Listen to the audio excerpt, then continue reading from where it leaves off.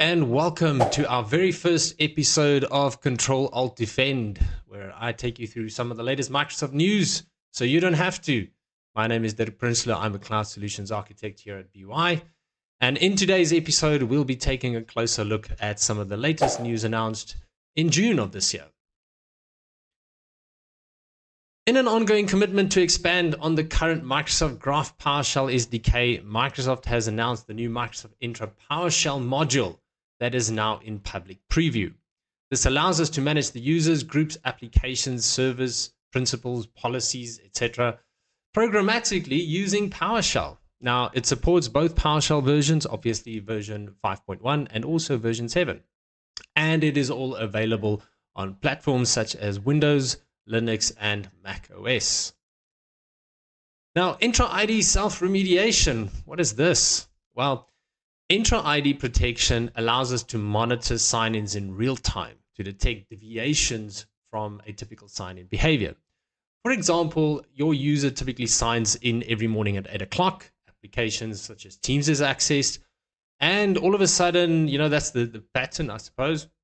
And all of a sudden, we detect a user signing in at 2 o'clock in the morning from a different country and accessing a different application.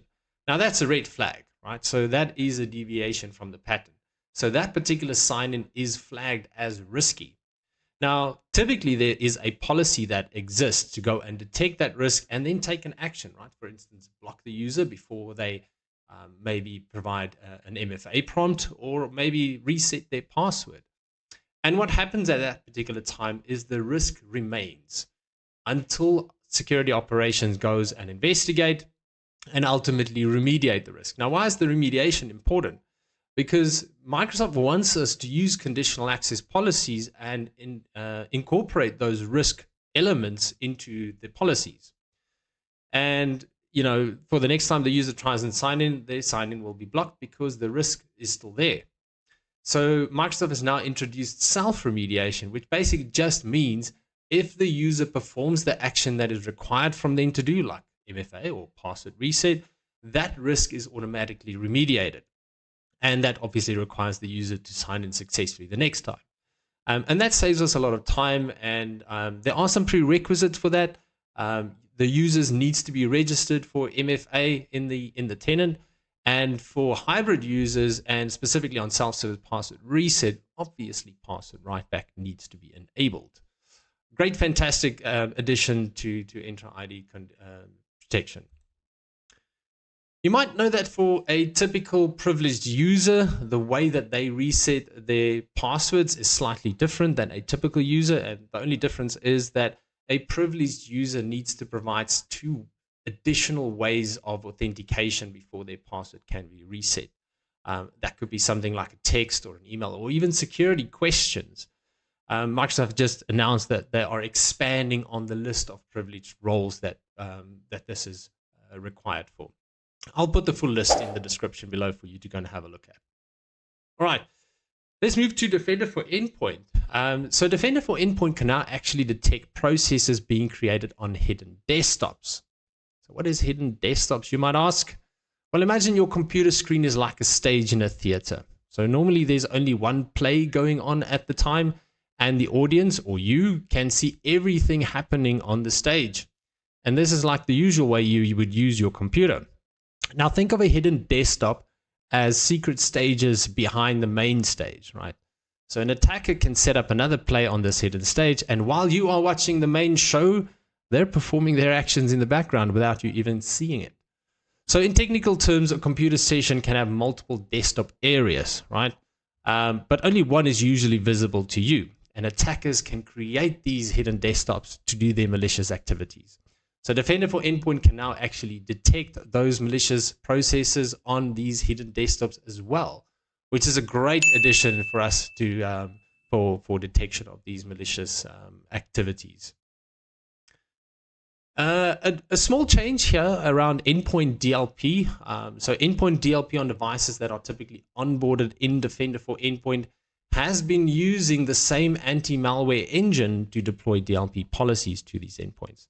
Microsoft is now changing this by creating a new separated process dedicated for Endpoint DLP And this is called npdlpservice.exe. Now, there are two main reasons for this. Probably, in my opinion, the biggest is performance or stability, right? That is the biggest benefit. But also, it allows for better debugging for troubleshooting purposes. Fantastic.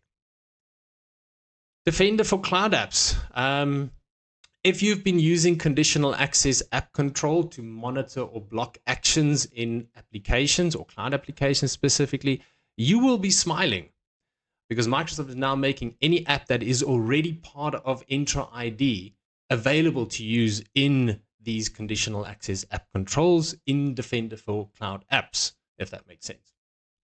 Previously, you had to manually onboard these applications, even though they might already be onboarded using Entra ID as identity providers, but now they're just part of the list. It saves us time, I suppose. Defender for Cloud Apps, still sticking with Defender for Cloud Apps, I suppose. If you have any macOS devices onboarded in MDE, you can now also have Shadow IT visibility on those endpoints. There is a prerequisite of having network protection enabled on these macOS devices, but how cool is this? And you'll notice, if you've got a fine eye in the screenshot, and maybe in your tenant, you've already noticed it, right? The default source in Defender for Cloud Apps when doing Shadow IT Discovery is something that used to be called Win10 endpoints. And you've noticed on the screen here, that's now changed. So no longer referring to Windows specifically. I'm sure more things will come from that perspective. And lastly, Microsoft Intune. Now, in Intune, we typically replace group policies with what is known as CSP settings. This is not new, but group policy for domain-joined devices typically refreshes those group policies every 90 minutes. But CSP settings in Intune in the past was typically tied to the standard policy refresh cycle, which is 8 hours. Microsoft has now introduced something called config refresh for CSP settings in Intune that refreshes at the same level as group policy, or even shorter, as short as even 30 minutes, as you can see in the screenshot. And this is new, right? And this allows us for improved security and compliance for MDM managed devices. And that's all we have time for today. Thank you very much for spending a couple of minutes here with me. Please remember to subscribe to our channel as we will be embarking on a massive mission to bring more latest news to you. And again, like I said at the beginning, so you don't have to. So yeah, please subscribe, and then I'll catch you next month. Ciao, ciao. Bye-bye.